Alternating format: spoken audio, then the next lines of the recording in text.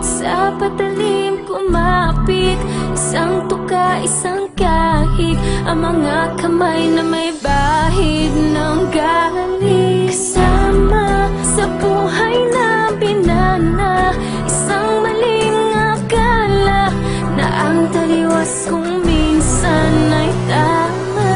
Ang hari ng tondo, hari ng tondo, baka mabansagan ka na. Hari ng tondo, hari ng tondo, hari ng tondo, baka mabansagan ka na. Hari ng tondo. Gatas ka pa sa loob. Gusto na maghari dito sa tondo. Minsan sa isang lugar sa Maynila, maraming nangyayari, ngunit takot ang dilang sabihin ang lahat. Ani mo'y kagat-kagat, kahit itago'y di mo pwedeng pigilin ang alamat na umusbong. Kahit na madami ang ulo mong at halos hindi iba ang laya sa pagkakulong, sa kamay ng iilan umaabusong kikilan. Ang lahat ng pumalag walang tanong ay kitilan ng buhay, hukay, luhay magpapatunay na kahit hindi makulay, kailangan magbigay pugay sa kung sino ang lamang. Mga bitukang halang at kung wala kang alam ay yumuko ka na lang hanggang sa may nagpasa na sumalungat sa agos. Wasakin ang mga kadena na siyang gumagapos sa kwento na mas astig pa sa bagong tahi na lonta. Sabay-sabay nating hawiin ang tabing na tolda.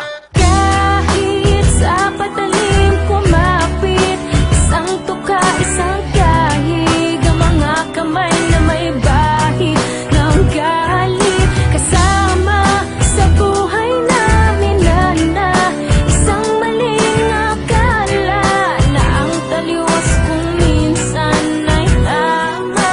Ang hari ng tondo, hari ng tondo, baka mabansagan ka na. Hari ng tondo, hari ng tondo, hari ng tondo, baka mabansagan ka na.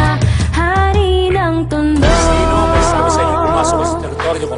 Akin ang lupang ito. Hindi!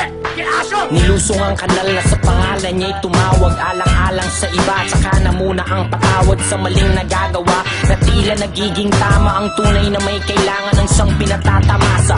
Lahat sila'y takot na kakapaso ang iyong galit, mga bakal na may nagbabatang tinggang papalit-palit sa hangin na masangsang, nakakapanghina ang lana at hindi mo matanggal na para bang sima ng panang nakakulawit. Subalit sa kabila ng lahat ay ang halimuyak lamang na nag-iisang bulaklak ng siyang tanging naghahatid sa kanya sa katinuan, at hindi ipagpapalit sa kahit na sino man. Ngunit nang dumating ang araw na gusto na niyang talikuran, ay huli na ang lahat at sa kamay ng kaibigan ipinasok ang tingga, tumulo ang dugo sa lonta. Ngayon alam niyo na ang kwento ni Asyong Salonga.